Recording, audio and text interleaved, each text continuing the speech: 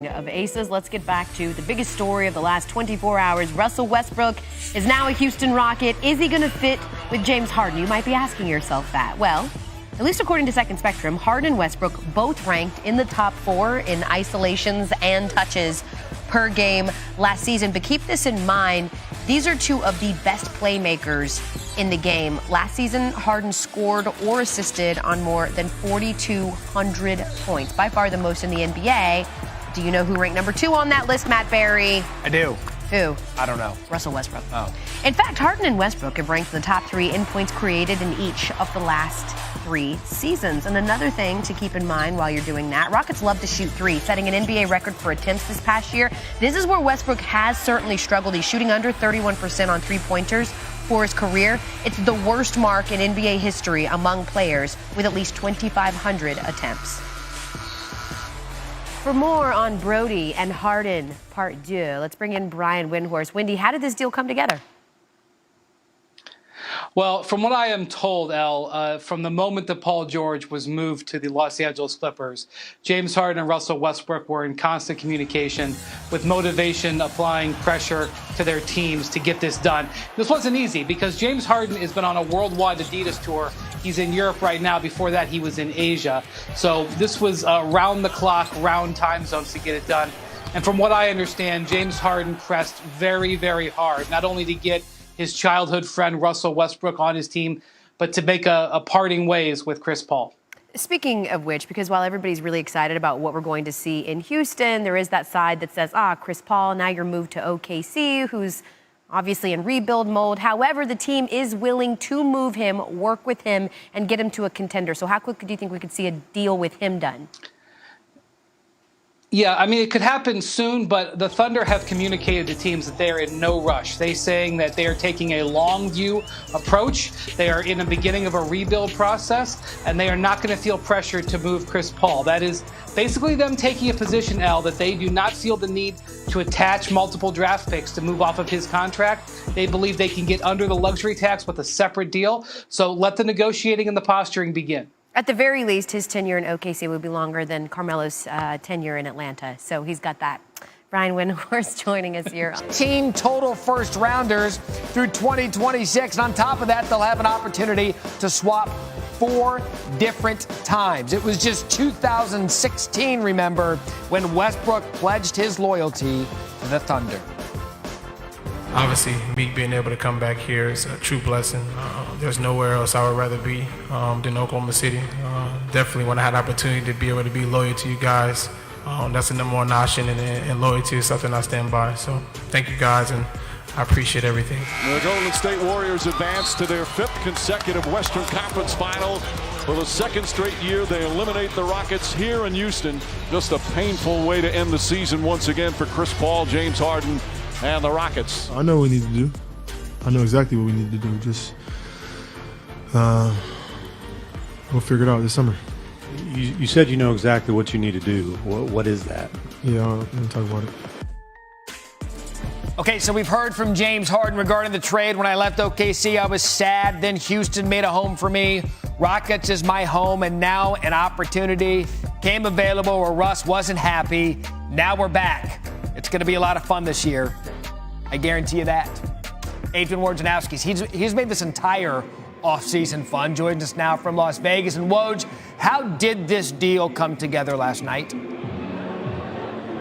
2 very motivated parties, the Oklahoma City Thunder, Russell Westbrook.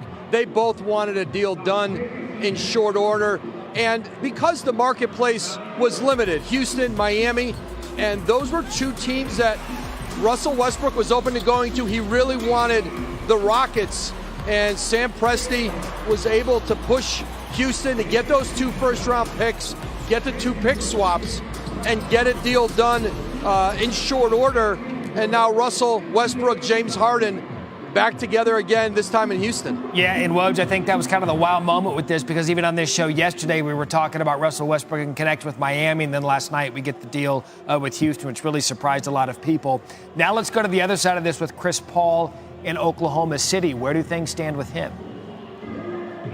Well, they're trying to make this a similar scenario to the Westbrook trade.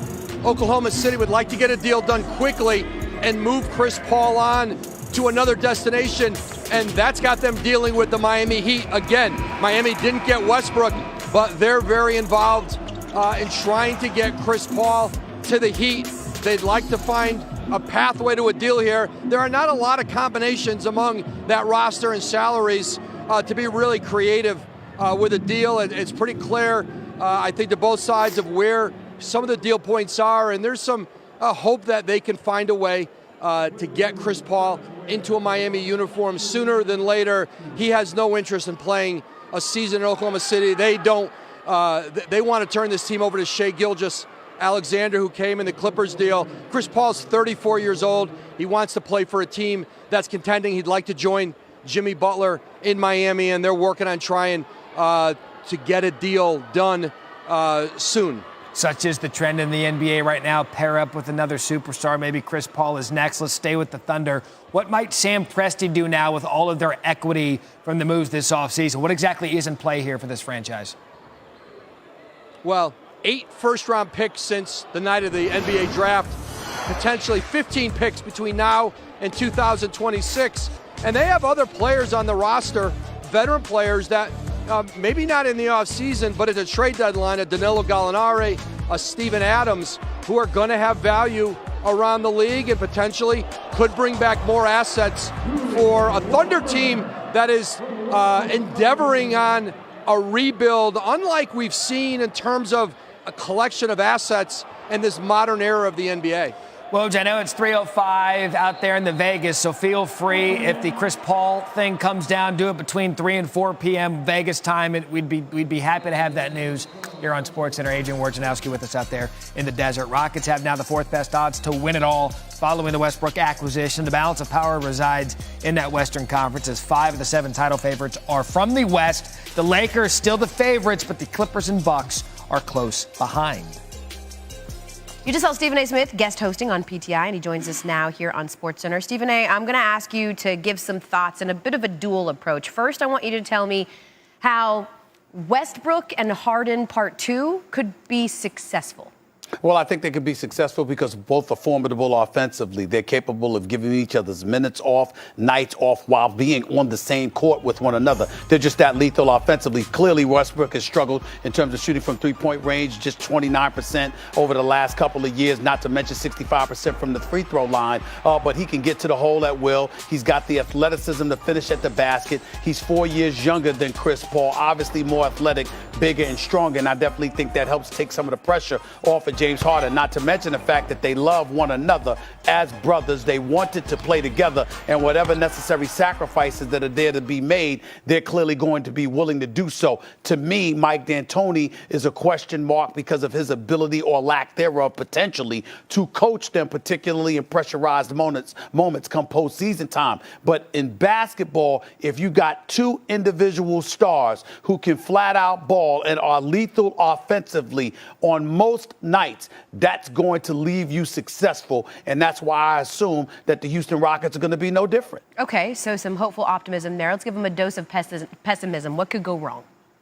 Well, what could go wrong is that obviously James Harden being ball dominant, Russell Westbrook desiring to be ball dominant. If one or the other doesn't give in that regard, that could be a problem, but I don't anticipate that. What I anticipate to be potentially the biggest problem is that as the playoffs wane and pressurized moments mount, Mike D'Antoni is going to have to show that he's willing to make adjustments and modifications and coach against some of the elite coaches in the game, whether it's Steve Kerr in Golden State, Doc Rivers, obviously, with the Los Angeles Clippers, or even to a lesser degree, the Terry Stotts of the world in Portland, the Quinn Snyder in Utah. These guys can really, really coach. And so when you look at it from that perspective, Mike D'Antoni is going to have to show he belongs. Remember, this past offseason, Tillman Fertitta, the owner for the Houston Rockets, wanted to offer Mike D'Antoni an incentive-laden contract that paid him $5 million plus $1 million